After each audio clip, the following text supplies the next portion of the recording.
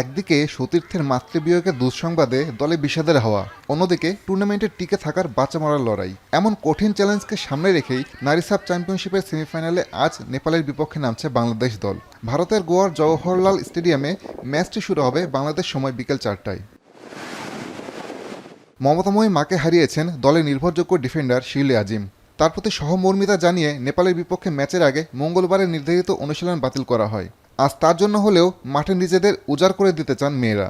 দলের coach Peter বাটলারের কণ্ঠেও ছিল সমবেদনা, তবে শোককে কাজে লাগিয়ে ভালো কিছু করতে চান তিনি। Passing on our condolences and our thoughts and prayers to the Azim family. I think when you get into tournament phase, sometimes you can overdo it. চলমান সাফের চেনা ছন্দে নেই বাংলাদেশ। মালদ্বীপের সঙ্গে 4-2 ব্যবধানে জয়ের পর ভারতের কাছে 3-0 ব্যবধানে হার।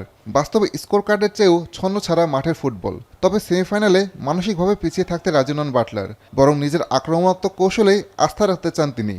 Like I just said to the girls, I think the most important thing is to develop and to approach it with a positive mental mindset. গত 2 সাফের ফাইনালে যাদের হারিয়ে দক্ষিণ এশিয়ার নারী ফুটবলের শিরোপা জিতেছিল বাংলাদেশ, সেই নেপালের বিপক্ষেই এবার ফাইনালে ওঠার অগ্নি পরীক্ষা। অন্যদিকে 7টি সাফের 6টিতেই ফাইনালে উঠেও ট্রফি না ছোঁয়ার আক্ষেপ মেটাতে চাইবে নেপাল।